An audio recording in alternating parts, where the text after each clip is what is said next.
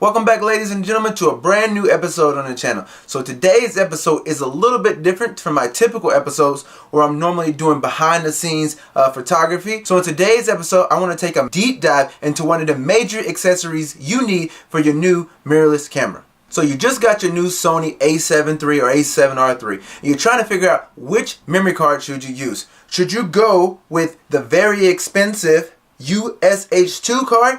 Does it even make a difference? This 64 gig version right now is trending over $100 on Amazon and B&H. But does it really make a difference? Right now you have one of the top of the lines prosumer cameras with a decent sized buffer. But does this little SD card make a difference when you shoot in continuous burst modes? Now your camera is capable of shooting 10 frames per second, whether it's using a mechanical or electronic shutter. Now that's a lot of frames, but can your SD card handle the task? We're going to find out today. Now your third generation Sony camera actually has two SD card slots. One is UHS-II and the other is UHS-I. So what does that really mean? Does it really make a difference if you populate both card slots with a UHS-II card slot? Or should you save money and populate the second card with a slower, less expensive card? For my first test, I'm going to populate the first card, the UHS-II card, with a slower SanDisk card. And then I'm going to repeat the test with a mid-level SanDisk card. Then finally, I'm going to insert a Sony UHS-II card into slot 1 and see how that plays out. And then I'm going to repeat all the tests again with the UHS-II slot taken up with a Sony card, and then populate the second card with the two slower cards and see if that makes a world of a difference. At the end of this test, I hope it helps you make a decision on which cards you should buy for your money. Now before the tests begin, I want you guys to pause this video and let me know down in the comments what you think will happen. I have my idea of what I think might happen, but let's see if it's in line. Alright, let's begin the test. So you guys might notice a little bit difference in the film qualities because I'm shooting now with the A6000. For the first test, I'm going to take the UHS-II card from Sony, 64 gig, that's rated at read speeds of 300 and write speed of just under 300 at 299. So I'm going to place this inside the camera so you guys can see. And it's going to be populated into card slot 1, which is the UHS-II card slot. Alright, I'm just going to focus on this. I'm going to get my timer up. Here we go, stopwatch. And I'm just going to hit start. And I'm going to slow this down in post to see when it stops shooting right now. So one thing you need to know is to do high plus, you have to actually go into the continuous shooting mode. There's a high, there's a low, there's a mid, there's a high, and there's a high plus. So this actually turns on the high plus, so that'll actually shoot the actual 10 frames per second. Otherwise you'll shoot 9 frames per second. Anyway, so let's just shoot and see how quickly we can fill up the buffer and how quickly it will dissipate. Ready?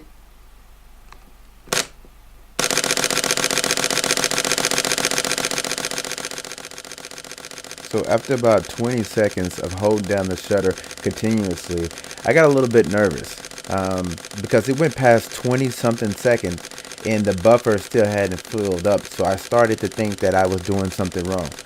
Maybe I had it in JPEG or something like that, but it appeared that the buffer is just that good. There we go. And it finally starts to, but it seems like it's actually like filling the camera up and clearing the buffer as fast as I can shoot.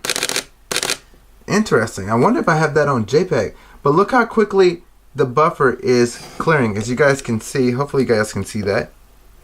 Right?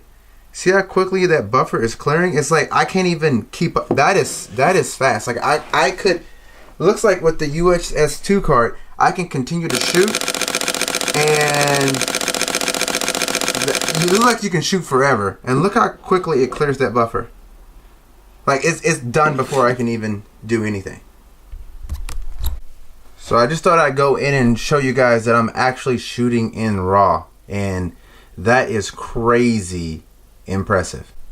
Alright, for the next test, I'm going to take out the Sony card, UHS-II, set that aside, and put in this Extreme Pro card from SanDisk. See if that makes a difference.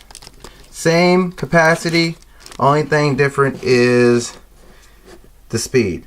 This one is rated at 95 megabits per second. So let's shoot this one in continuous and let's see how long it takes. Oh, almost forgot my timer. All right, let's reset and start. See if it makes a difference.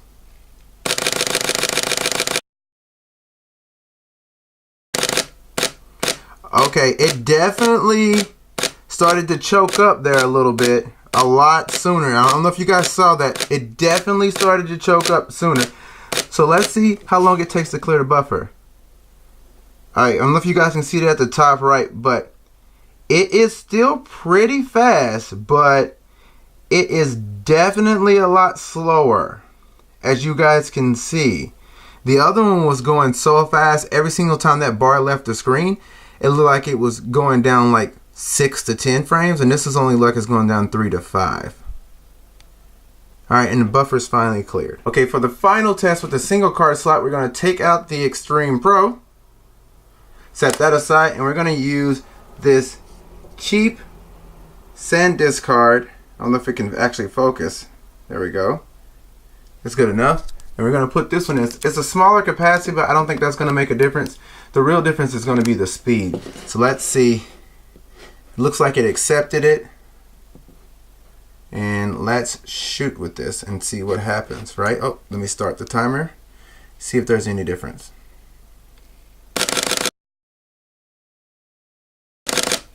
Yep, that one didn't last as long. I don't know if you guys saw that. And let's take a look at the buffer clearing. Oh, it seems like it's even slower still, just by a smidget. But it's definitely a lot slower than the Sony card. And then the buffer is clear. Alright, let's move on to the next test. Alright, for this test, the bottom slot is already populated by a Sony card. Let me actually bring it out so you guys can see. It's populated by one Sony card. Let's put that back in. And then I have a second Sony card at the top. Now, I expect this to be slower than just the bottom slot because the top slot, the second slot, is a little bit slower. So this is UHS-II, this is UHS-I. So just by that, these two cards being the same speed, but the slot being slower itself should limit the Sony card. So let me make sure that I'm actually writing to both cards first. Alright, so you head over to page 6, hit record media, prioritize slot 1, and let's see, record media mode. What we want to do is simultaneously shoot picture. That's what we want. Alright, so both of these should be shooting into both cards. Alright, so let's repeat the test now with both of these card slots with the Sony cards. Alright, here we go. And right after this scene, my microphone died. So it looks like I will be investing in a new shotgun mic from my camera. So if you guys know of one that you guys have used and has worked with you in the past, let me know. I'm looking at the Video Mic Pro from Rode, Video Mic Pro Plus. So anyway, so I'll skip past the other testing because it's basically me repeating the same test, only with two cards in it this time. So let me just share with you guys the results. So for the next 3 tests, I had the UHS-II card slot. So the first slot filled with the Sony card each time, and I just populated the second card with the different cards. So for the first test in slot 1, it's the UHS-II Sony card, and then slot 2, the same card. And I got the results of 14.47 seconds to fill up the buffer.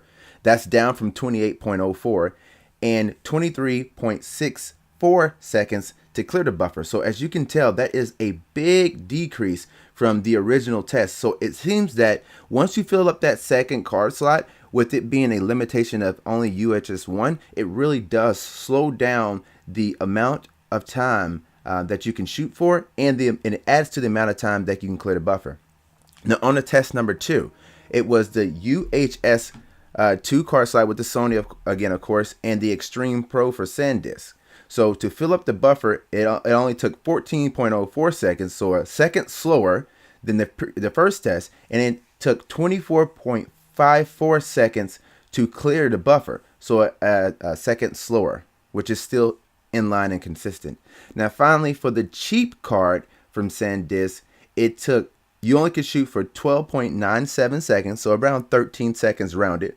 Again, a second less of shooting, and this time 28.11 seconds to clear the buffer. So it took about another 3.5 to 4 seconds to clear the buffer. So to wrap it all up, my recommendation is, if you have the money and you're only planning on shooting one card slot, get the Sony UHS-II card. You will definitely see speeds of at least double if comparing it to the cheaper versions of the card. And if you're going with the really cheap card, it's even more than that. Now, if you plan on shooting with 2 card slots, to be honest with you, it's hard to recommend going with 2 UHS-II card slots. Maybe go with 1 UHS-II and then 1 UHS-I card slot, or even a cheaper card slot, because it's only really a matter of a second or two either way. Now, if that second or two really means the difference between you capturing that one excellent shot, then absolutely continue to get that. But yeah, I hope you guys enjoyed these results. It took me like 6 hours to capture all of this. It's actually the next day anyway. But let me know what you guys would like for me to test next on these Sony Mark III version of cameras. I would love to do that for you guys. But also, I would like to leave you with a glimpse of what I just got in today, my new favorite toy, and it will be coming up in a test for you guys soon. So yeah, if you're new here, please consider subscribing. I will continue to do photography behind the scenes videos and test any new camera gear that comes out. So I appreciate you guys so much for watching. Like it, subscribe. I will catch you guys in the next video. Peace. Now, your 3rd generation Sony camera actually has 2 SD card slots. One is UHS